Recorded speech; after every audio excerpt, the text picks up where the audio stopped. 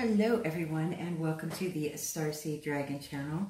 This is our mid-November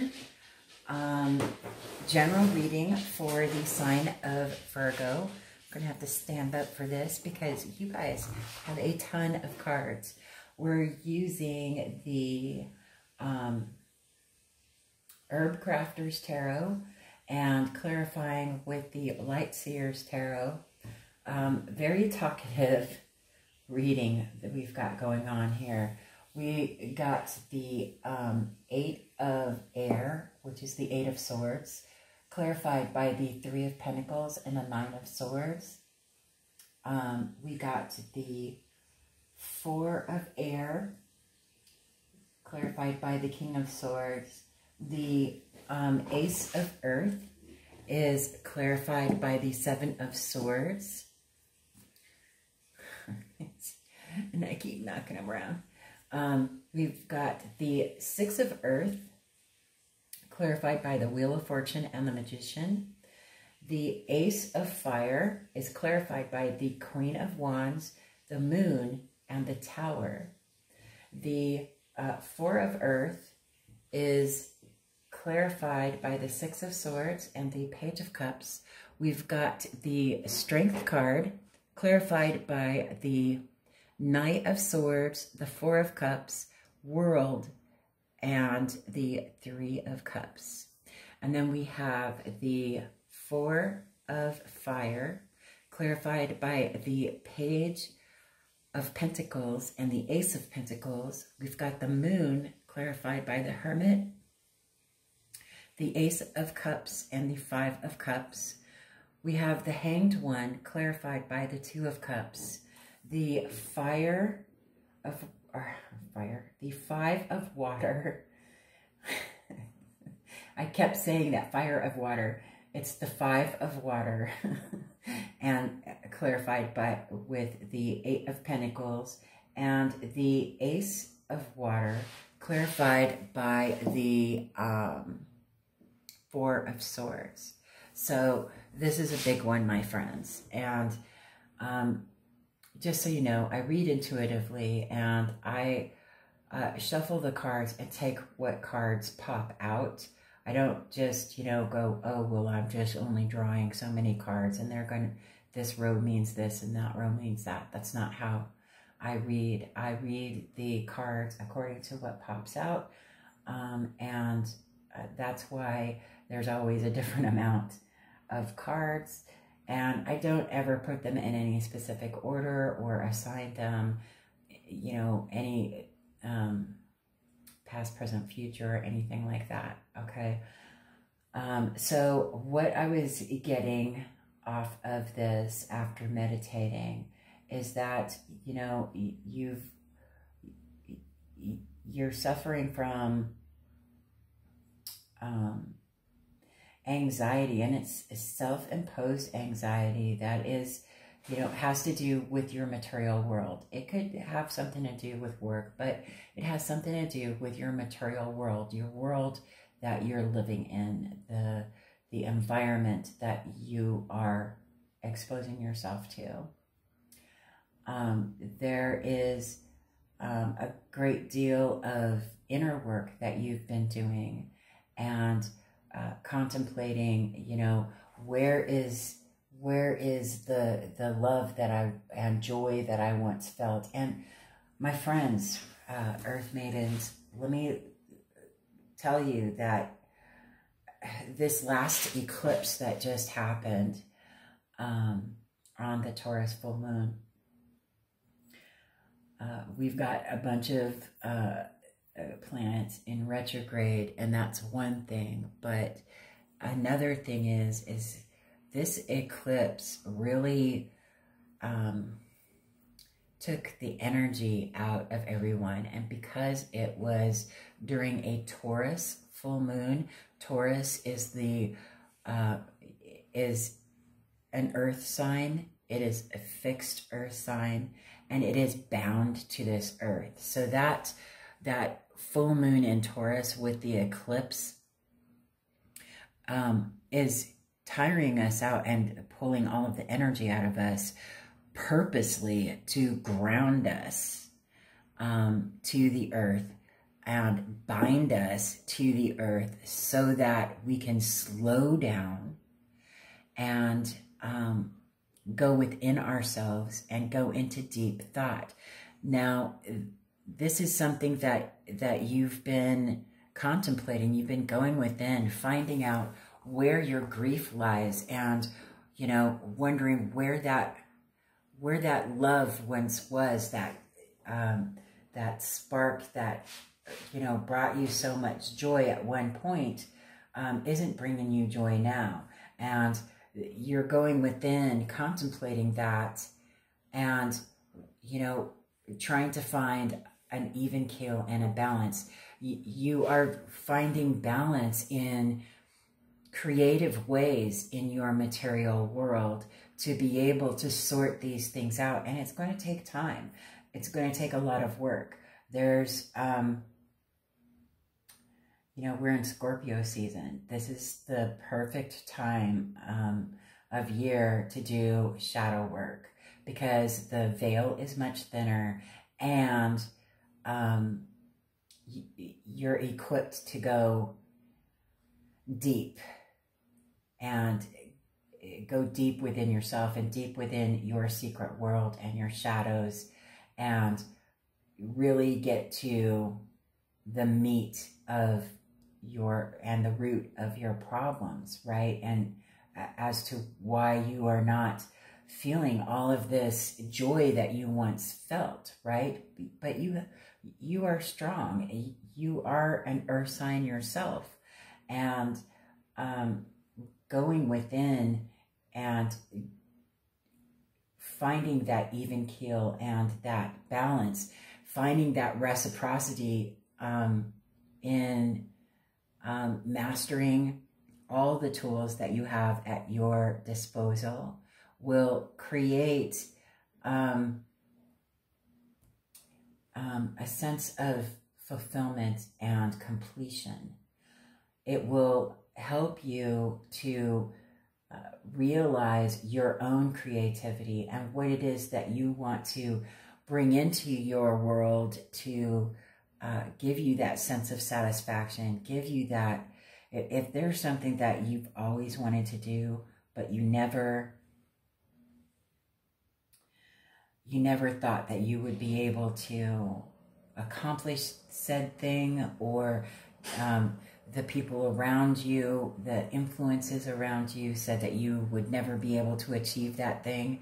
Now is the time to really contemplate, how badly do you want to accomplish that dream, and make a list of the tiny little action steps, tiny little baby action steps that you can take to venture into achieving that dream that you've always had. Everyone has a particular dream or goal. If it's, you know, falling in love, or finding a soulmate, or building a business, or creating art, or whatever the case may be, now is the time to really dive deep into that and figure out just how passionate you are about it. If you are that passionate, you are strong enough to be able to bring it into your world and do your research, or figure out these tiny little action steps that you can make toward that goal. And once you do that, it'll change everything. It'll turn your world around, and you'll go from chaotic waters to a new love and appreciation for the calmer, more sereneness that brings you a sense of stability and foundation, rebuilding your foundations in a manner that is appropriate for you in this period of your life. It's something that will open your heart up to new opportunities, new friendships, new connections, new learning experiences that you've been until this point, feeling like you were missing. Not necessarily missing out on, but just missing from your life, period. Now, I need to point this out. The bottom of the deck for the light seers is the Eight of Cups, walking away from that which no longer serves you, right? But the bottom of the deck for the herb crafters is the Sun. Taking those steps after going down deep and finding out what it is that really sets your soul on fire and really gives you that sense of joy and accomplishment and completion, because we're all complete individuals. The thing that makes you feel complete and gives you that stability and that fire and that joy for life is within you. You just need to do your shadow work and dive deep into what it is that is causing you a stalemate, whether it's self-imposed restrictions or self-deprecation, or it could be, and we've all been through this, right, where if you're told the same thing over and over and over again by people that you care about and respect, you end up believing it, right? But it's not necessarily true. That doesn't mean that it's not necessarily true. Now we got an Antiquities Oracle, Sun, Vitality. Let me go look that up. Let me go look that up.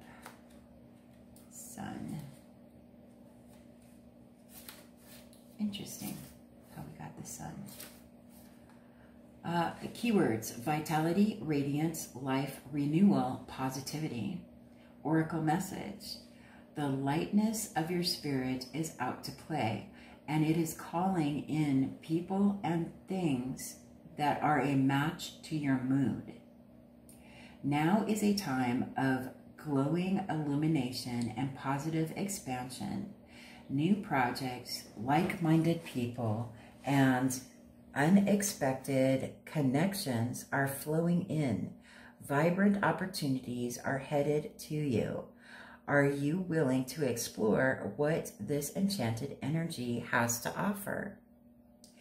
Joy and gratitude call in more bliss. If you are not feeling connected to these things, start small with a journal or a book and keep track of what brings you happiness. As you become more conscious of what makes you feel grateful and what makes you smile, your spirit will radiantly grow. All things will be illuminated at this time. Isn't that gorgeous? I love it.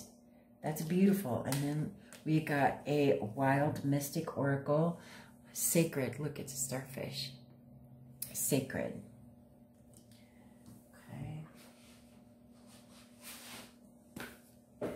Okay, starfish. This card represents the sacred geometry and symmetry of nature, from the fractals of succulent plants to the Fibonacci seed spirals on the head of a sunflower. Many natural forms correspond to mathematical and geometric formulas. Throughout history, philosophers and even scientists and mathematicians have ascribed the remarkable symmetry and geometry of the natural world to a higher power. This is reflected in the architectural symmetry of places of worship, ancient temples, and spiritual artwork. This card tells you to look for the sacred in the mundane and the supernatural in the natural. When this card comes into a reading, it is a reminder that we are all unified, similar and akin to one another. It is a symbol of our connection to each other as well as to the divine.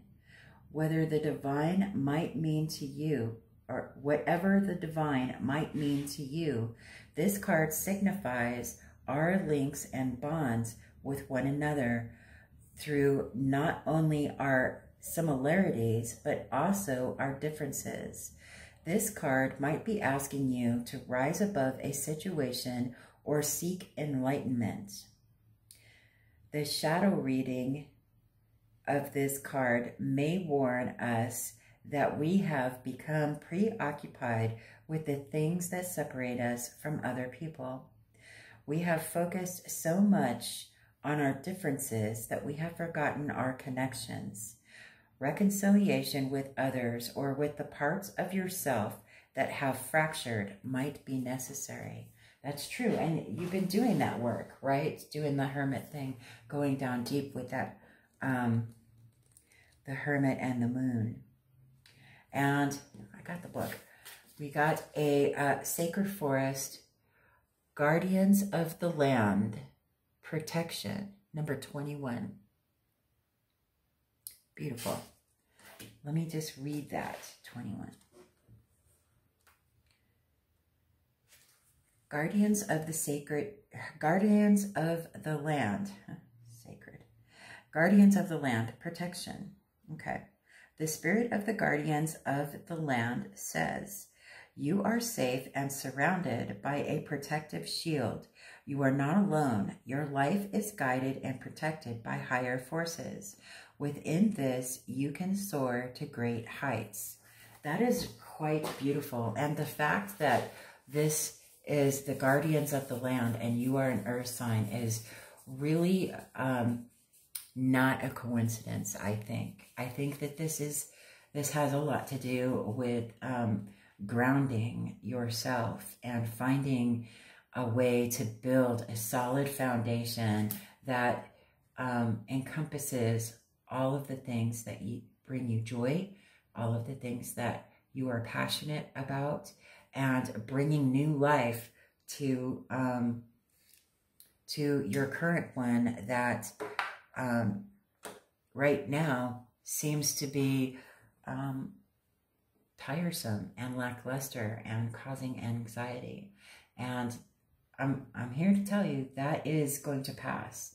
There is wonderful joy ahead of you, but you need to take those steps to do that shadow work, to really dive deep and figure out what it is that really sings to your soul, that really lights that fire in your belly and makes you want to go and do that thing. And then if you can't just up and go and do that thing, make a list of tiny little measures, action steps that you can take to move toward that. And you'll end up moving toward it. As long as you do it in a way that is true to your own heart, right? This is fantastic. I hope that you have a wonderful rest of the month, and that I wish you happy holidays. If you celebrate any holidays in the month of November, there are so many. I hope that you have a wonderful holiday season, and I hope that something in here sang to you.